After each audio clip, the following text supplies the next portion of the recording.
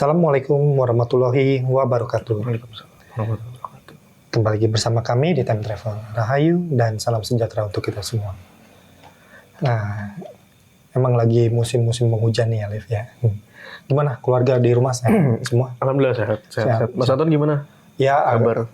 ada agak sedikit inilah, masih bocah-bocah masih agak flu sedikit. Ya, ada beberapa inilah. Lagi musim sih Mas. Iya. Tapi mudah-mudahan gimana Sobat Time Travel semua, mudah-mudahan Ya. Dimanapun kalian berada selalu diberikan kesehatan dan keselamatan oleh Yang Maha Kuasa. Amin, amin ya Rabbal Alamin. Nah, seperti yang kita tahu udah memasuki, bukan udah memasuki ya, udah berapa lama kita ada di musim penghujan, nggak tahu gimana, tiba-tiba kayaknya waktu berjalan begitu cepat ya, tiba-tiba udah mau berganti lagi tahun, udah mau memasuki akhir tahun segala macam. Nah, nih beberapa hari belakangan di media sosial itu kan mungkin Alif, Sobat Time Travel juga banyak menemukan nih narasi-narasi di media sosial tentang ramalan lah ya gitu ya. Ramalan tentang akhir tahun dan juga memasuki tahun ke depan ya, tahun 2025. Nah, di situ tuh aku ngeliat tuh kayak ada banyak narasinya, mungkin di bidang ekonomi, orang ada yang bicara tentang secular stagnation, dibilangnya gitu. Mungkin dalam bahasa yang lebih kita pahami mungkin kayak resesi, terus juga kekhawatiran kita terhadap banyaknya kita nggak sanggup lagi untuk menghidupi kita, pajak naik segala macam. Terus juga pastinya di ranah politik kita juga tahu lagi berkecamuknya yang ada di Timur Tengah dan juga di Eropa lah ya gitu ya kan. Eskalasinya lagi menaik tentang konflik yang ada di sana. Terus kemudian juga misalnya pastinya kalau misalnya bicara ramalan banyak yang dibicarakan adalah tentang bencana alam lah ya. Kan di situ banyak cerita nih ya. Semuanya tuh lagi istilahnya kemarin-kemarin mungkin udah pernah ada misalnya gempa, terus kemudian ada banjir, terus ada angin puting beliung gitu. Kan semuanya udah ada hubungannya dengan berbagai macam unsur alam ya. Ada tanah, ada air, terus kemudian ada angin. Nah, ada yang meramalkan ternyata di tahun yang akan datang itu, jadi dia mendapat gambaran api karena dia belum muncul nih unsur-unsur yang ini, unsur bencana alam dari api ini belum muncul gitu. Nah, makanya ada pada ramalan bahwa di tahun yang akan datang akan muncul bencana alam dari unsur api. Nah, belum juga yang lainnya juga kayak misalnya di di ranah budaya itu juga masih ada lagi kayak misalnya lupa kayak misalnya ini kiamat internet nih. Kiamat internet. Jadi nggak cuman yang urusannya dengan hal-hal yang alam gitu ya, tapi mungkin alam juga ya karena badai matahari ada hubungannya dengan badai matahari, makanya dibilangnya ada kiamat internet. Jadi nanti jaringan putus dan akan menghilangkan semua kemungkinan orang untuk mencari penghidupan. Kan kebanyakan sekarang udah mulai beralih ke online lah ya gitu kan. Ada mereka punya toko online, bisnis online segala macam. Jadi diramalkan 2025 itu akan terjadi kejatuhan ekonomi melalui peran-peran alam lah gitu. Nah, narasi besarnya adalah di sini itu ada yang kalau misalnya ngelihat itu dari akar budaya religi lah, bilang bahwa nanti ke depan itu tahun 2025 akan muncul yang disebut sebagai kiamat kecil. Tapi ada narasi yang berseberangan nih, yang dia cerita dari akar budaya yang mencoba menafsirkan dari Serat Jongko Joyoboyo yang menafsirkan bahwa tahun depan itu adalah tahun Kolosubo, yang menurut mereka adalah masa-masa penuh ketentraman dan juga kemakmuran. Nah, sebenarnya ini kan sangat bertolak belakang ya. Sementara Alif juga pernah cerita bahwa eskalasi segala hal yang menjadi permasalahan yang ada di dunia sekarang itu lagi naik kan sekarang. Nah, pendapat Alif sendiri gimana nih tentang ramalan-ramalan ini? Atau Alif punya ramalan sendiri atau gimana? Oke. Bismillahirrahmanirrahim. Biasanya menjelang akhir tahun, orang itu bakal nanya, kalau generasi muda bakal tanya, resolusi lu di tahun 2000, di tahun depan tuh apa sih? Resolusi, gitu kan. ya betul. Tapi di sisi lain ternyata ada juga orang-orang, ramalan tahun depan gimana sih? Gitu kan, ada juga kayak gitu ternyata. Dengan banyaknya kejadian-kejadian yang sudah kita alami sepanjang tahun 2024, dari berbagai macam aspek sampai di masa kini, di penghujung akhir tahun 2024 menuju 2025, kemudian dengan berbagai macam kondisi yang kemungkinan di masa yang akan datang akan seperti ini, begini, yang kelihatannya udah makin akan terjadi gitu, entah dari ekonomi, dari geopolitiknya, dari dari budaya, dari alam, faktor alam. Nih lupa kesehatan. Dan muncul itu ya. yang mengerikan dari COVID loh ya. Iya. Nah, intinya semua hal yang biasanya orang katakan tentang ramalan di tahun depan, biasanya itu hal-hal yang kurang mengenakan. Bahkan kadangkala cenderung mengerikan. Akhirnya lama-lama orang ada aja orang ke-trigger, jadi ketakutan, jadi anxiety, jadi overthinking. Mungkin kita bagian dari orang-orang yang seperti itu secara nggak sadar. Nah, sampai ada hal-hal yang tadi yang ada orang, Mas Anto tadi bilang, ada orang yang ngeramal, tahun 2025 adalah ada bencana alam yang dari unsur api, gitu kan. Sampai hal itu kan mengerikan sebetulnya. Nah, gimana kalau ditanya pandangan dari Alif gimana gitu, atau mungkin Alif punya ramalan? Gini, saya tuh nggak bisa ngeramal, saya bukan peramal, tapi mungkin bisa saya bilang dari apa yang dari sudut pandang saya bisa memproyeksikan gitu loh. Jadi beda sama meramal. Kalau proyeksikan ibaratnya dari kondisi kemarin dan sekarang itu seperti dua titik koordinat yang ditarik garis lurus sehingga memproyeksikan apa yang akan terjadi di besok hari gitu. Nah, kalau misalnya ditanya kayak gitu, proyeksi ke depan tuh gimana? Sebetulnya kita udah sering cerita di berbagai macam episode time travel dari tahun-tahun yang lalu lah. Makin lama makin meningkat sebetulnya episode itu, makin mengerucut tentang yaitu eskalasinya makin meningkat dari berbagai macam aspek. Pertama, yang mungkin teman-teman ingat bahwa secara pandangan spirit ada sebuah energi besar yang makin hari itu makin meningkat. Energi tersebut yang kalau terlihat secara spirit itu adanya di dalam perut bumi. Makin lama makin meningkat tanpa kita sadari setiap harinya itu makin mendekati ke permukaan. Gitu, inci demi inci lah istilahnya begitu. Yang warnanya merah dan itu panas. Orang bilang mungkin itu panas bumi. Nah, hal itu menyebabkan berbagai macam faktor alam yang udah paling kelihatan paling berasa adalah gempa bumi yang udah sering kali kita ceritakan. Gempa bumi dari belasan atau puluhan tahun yang lalu itu berbeda dengan gempa bumi yang sekarang. Kedalamannya itu semakin dangkal, semakin lama semakin merambat kemana-mana titik-titik gempanya. Yang tadinya mungkin itu belum pernah terjadi gempa, ternyata terjadi gempa.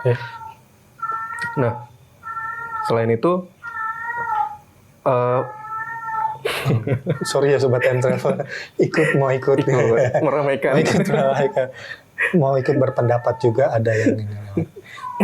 Nah, kemudian selain dari itu, faktor lainnya akibat dari itu juga lempeng-lempeng semakin bergesernya semakin meningkat. Eskalasinya, frekuensinya semakin meningkat. Itu yang menyebabkan gempa. Kemudian gunung-gunung api pada aktif. Yang tadinya tidur, terus aktif. Yang tadinya udah aktif, jadi sering batuk-batuk, gitu kan, erupsi dan lain-lain lah. Yang paling sering kedengaran infonya itu Merapi, salah satu kalau di Pulau Jawa, yang paling frekuensinya meningkat gitu. Akhirnya semua itu jadi satu jadi menyatu gitu Mas. Jadi including terhadap kondisi yang sekarang kita lagi alamin. Ternyata berbarengan dengan alam juga dengan ekonomi yang makin lama kok kayaknya makin sebelum ke ekonomi deh. Oke. Yang kalau misalnya api itu apakah emang ada hubungannya juga dengan yang dari atas tuh? Nah, kayak corona matahari. Emang sih kalau misalnya kita lihat di berita itu kan beberapa kali NASA dan lembaga antariksa juga bilang, iya ada badai matahari. Orang bilang badai matahari. Betul. Ada juga orang bilang frekuensi badai matahari yang semakin besar nanti akan mengakibatkan rusaknya elektronik yang ada di muka bumi kan gitu. Betul. Jadi partikel-partikel lidah api matahari ngerusak gelombang elektronik yang ada di atmosfer bumi kan. Akhirnya jadi ngerusak semuanya. Ada orang bilang sampai kiamat elektronik atau kiamat internet gitu. Dan akhirnya beberapa orang cocokologi antara itu dengan pandangan yang api itu, unsur api itu yang akan muncul di 2025 katanya. Tapi dari lagi-lagi tentang proyeksi dari sudut pandang saya, entah dari literatur maupun dari spirit, bahwa yang tadi kita ceritakan dan sering kita ceritakan, adanya energi besar dari perut bumi yang makin hari itu kian naik gitu, meningkat. Frekuensinya, energinya makin meningkat. Itu yang justru yang saya diperlihatkan, itu yang mengerikan sebetulnya. Kalau yang dari atas, mungkin memang terjadi, memang siklusnya begitu. Ada momentum yang makin lama juga makin meningkat dari aktivitas matahari ke planet-planet termasuk bumi. Tapi kan nggak tahu kapan, Mas. Yang dari nggak tahu kapan. Nggak tahu kapan yang akhirnya mengakibatkan orang bilang kiamat elektronik yang semua mati total. Kiamatnya sih? Mungkin efek dari badai matahari itu juga mengakibatkan rusaknya mungkin bukan rusak ya. Gelombang agak berpengaruh, gelombang elektromagnetik di bumi. Mungkin dibilang mati total enggak, tapi mungkin ada kalanya kayak cuman semacam kayak padam sebentar, sementara nanti nyala lagi. Kayak mati lampu. Mungkin bisa dianalogikan kayak gitu. Tapi kalau misalnya mati total, jadi zaman purba lagi, kembali nggak ada elektronik, saya nggak tahu itu kapan terjadi. Mungkin bisa terjadi, tapi entah kapan masa yang akan datang saya nggak tahu kapan gitu. Tapi bukan kiamat seperti berakhir itu kan, bukan kan? Yang bisa kembali lagi berarti tadi kan? Lagi-lagi mungkin bisa begitu, tapi nggak tahu kapan. Tapi kalau dalam waktu-waktu sekarang kayaknya nggak segitunya lah gitu. Tapi yang unik adalah ketika bicara tentang, ada orang bilang tentang di 2025 adanya bencana dari unsur api. Nah, unsur api yang coba saya pahami bahwa jangan-jangan justru yang dari dalam perut bumi itu, Mas, yang makin lama makin meningkat. Nanti akan semakin lama kan gunung-gunung api makin aktif, vulkanik, kemudian ada tektonik juga. Dari tektonik nanti ada gelombang-gelombang air yang semakin tinggi, mungkin ada masa-masanya titik-titik tsunami dan sebagainya di waktu-waktu tertentu. Itu juga mungkin belum titik klimaksnya. Akan ada titik klimaks yang lagi-lagi kita nggak tahu kapan. Gitu. Nah, hal-hal kayak gini kan sebetulnya bukan cuma kita yang cerita, tapi ternyata para leluhur di masa lampau itu udah pada cerita. Betul. Tentang masa yang sekarang. Dan yang sekarang dan yang akan datang. Gitu. Nah, Dev, nih sebenarnya tuh kan yang tadi kita udah bicarakan di depan ya, narasinya kan memang narasi-narasi yang menakutkan ya, bahkan cenderung mengerikan ya. Aku kepikiran yang cerita tentang akan ada wabah yang lebih atau penyakit yang lebih mengerikan dari COVID-19, ya kan? Alif kan juga udah pernah cerita waktu itu ya, kalau nggak salah, nggak tahu ini apakah ini ada hubungannya dengan kabut gelap yang Alif pernah cerita, atau kayaknya waktu itu Alif juga pernah cerita ya, ada kedatangan makhluk apa ya, yang di belakangnya ada kayak selaksa pasukannya dia. Nah itu sebenarnya ada hubungan-hubungan yang menyangkut dengan apa yang pernah kita ceritakan nggak sih? Gini, ini sejauh yang diperlihatkan dan yang bisa saya jawab aja ya. Siap. Bahwa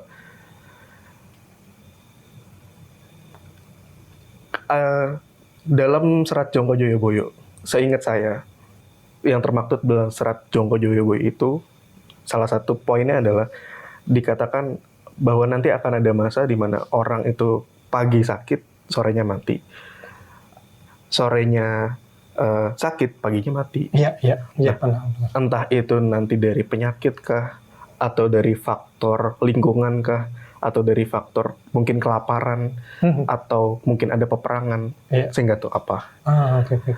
Berarti ada hubungannya juga dengan yang kayak kabut gelap dan pasukan yang itu. Kabut gelap itu kan lebih ke arah pandangan spirit bahwa ada seperti gerombolan pasukan dari negeri sebelah negeri di tempat lain datang menghampiri ke banyak orang di zaman sekarang. Betul. Itu mempengaruhi karakter orang yang tadinya baik jadi kurang baik, yang tadinya kurang baik jadi semakin tidak baik. Kemudian kedua udah mempengaruhi karakter orang, akhirnya mempengaruhi dari kesehatan fisik, mental dan sebagainya, itu semua berpengaruh gitu. Yang tadinya tempat itu terang jadi gelap gitu.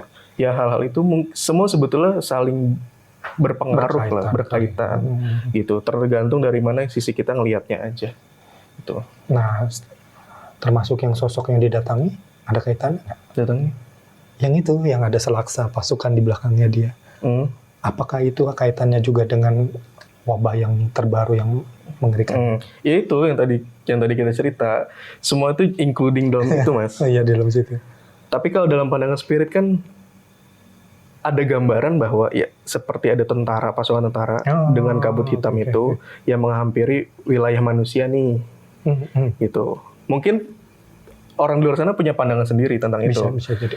Nah, mungkin itu juga bagian dari ketika penjelasan secara ilmiahnya juga bisa ada penyakit, ada virus-virus dan sebagainya lah. Tuh. Nah, oke, sobat time travel, Alif. Nah, tadi kan Alif udah jelasin segala macam ya tentang ada kaitan-kaitan atau tidak dengan apa yang pernah Alif cerita di penelusuran sebelumnya. Nah, sekarang nih yang ini nih. Sebenarnya kan ramalan-ramalan kayak begini ini kan bukan cuma sekarang ya. Sebenarnya udah banyak diceritakan bahkan oleh para leluhur kita di masa lalu. Tadi Alif udah cerita tentang apa yang terjadi di masa sekarang dan di masa yang akan datang.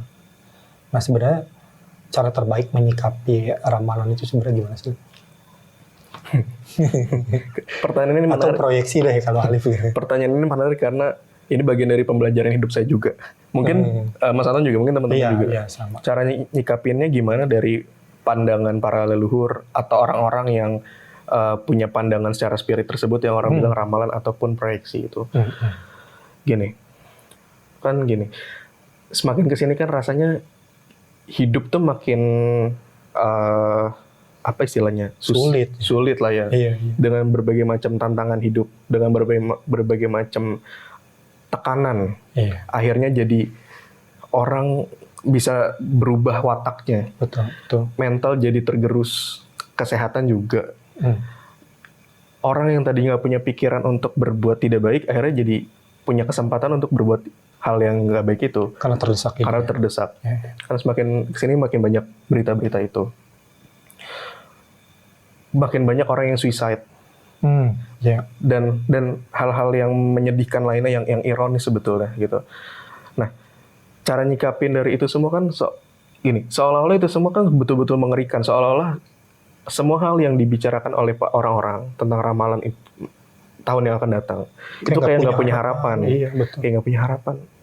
Gue besok hidup gimana ya gitu. Tapi gimana pun juga, pertama menurut saya itu semua kan udah atas kehendak yang kuasa, Mas. Dari apa yang pernah saya pelajari bahwa hidup ini jalanin aja semaksimal mungkin, di mana posisi kita berada sebagai siapa kita, maksimalin aja hidup, berjuang seolah-olah kita sebagai seorang kesatria berjuang itu. Emang sakit sih, susah gitu. Pasti susah. Ngomong mah gampang. Ngomong untuk berjuang, kamu berjuang aja pasti gampang, tapi yang ngalamin susah. Saya pernah ingat satu istilahnya apa ya, satu ujangan mungkin, atau ujangan lah bisa dikatakan, ujangan dari orang tua di masa lalu bahwa emang berat jalaninnya gitu. Emang berat. Tapi ini sebagai latihan untuk menghadapi hari esok yang lebih berat lagi. Gitu. Jadi kalau berat, jalanin dengan maksimal dan jangan pernah lupa untuk berdoa. Maksudnya tuh jangan pernah putus kepada pengharapan kepadanya, pada Yang Maha Kuasa. Ketika seingat saya gini, ketika masa itu sedang kita alami, masa-masa sulit itu sedang kita alami, kata beliau tuh jalanin dengan penuh keikhlasan gitu. Ikhlas jalanin hidup tuh ibarat kata orang itu ikhlas nerima takdir. Tapi bukan berarti pasrah. Bukan. Iya. Tapi ya udah, kalau emang takdirnya harus jalanin di jalur A, ya jalanin semaksimal mungkin sampai nemu garis finishnya. Kapan nemunya? Ya sampai nemu. Kalau misalnya, kata beliau, di tengah-tengah itu gugurlah sebagai seorang kesatria. Maksudnya itu akan menjadi penilaian baik di hadapan Yang Maha Kuasa. Jangan sampai jadi seorang pengecut keluar dari jalur kesatria itu. Yang tadi banyak orang semakin kesini makin banyak yang mengambil hak orang lain. Ada juga yang berbuat jahat, ada yang suicide gitu. Dan macam-macam lah kejadian-kejadian yang nggak masuk di akal sehat orang zaman sekarang tuh ternyata banyak di luar sana. Gitu, ya, mungkin sikapnya kayak gitu. Dari yang apa yang tadi Alif ceritakan tentang proyeksi ya jadinya ya, bukan ramalan ya. Proyeksi tentang apa yang akan terjadi di masa yang akan datang. Padahal kan kalau yang dinarasikan oleh orang sebagai ramalan itu kan jadi kayak narasinya besar dan kita jadi kayak kurang dapat kaitannya dengan kehidupan kita sendiri ya. Tapi dengan apa yang Alif ceritakan jadi kayak oh iya ternyata nggak berjarak juga, ternyata itu kita hadapi, kita rasakan segala macam dan sangat berdampak dengan kita. Oh terakhir Mas, apa tuh? Sorry, terakhir. Iya siap. Yang saya lupa adalah mungkin ini pesan juga kali ya, bahwa memang tahun-tahun yang akan datang itu semakin sulit, banyak kerikil. Tapi jangan takut, malah jangan jadi pesimis. Gimana pun juga tetap harus jalanin, bahwa tetap ada titik-titik terang di kehidupan kita masing-masing. Gitu. Oke. Gimana pun juga hal-hal terjadi yang akan hal-hal nanti yang akan datang itu terjadi, nggak semenyeramkan yang kebanyakan orang bayangkan lah. Gitu sih. Karena narasinya begitu mengerikan ya. Tapi ya semoga kita semua bisa menjalaninya dengan lebih baik. Gitu. Nah, tentunya juga kita kan ini sudah diceritakan ya, dinubuatkan dari masa-masa yang lama, diulang lagi dengan orang yang berbeda, tapi dengan dengan titik kewaspadaan yang sama sebenarnya. Tentunya kita sebenarnya bisa belajar ya, bagaimana caranya mengantisipasi segala macam, menyikapinya juga mungkin dengan cara-cara yang lebih wise, lebih bijaksana. Jadi gimana kita cari tahu gimana caranya nih untuk mengantisipasi hal-hal yang akan terjadi di masa yang akan datang. Mungkin itu aja ya. Sobat Time Travel, semoga kalian suka dengan obrolan santai kita kali ini. Tetap like, share, komen, dan subscribe untuk selalu terhubung dengan video-video kita yang terbaru.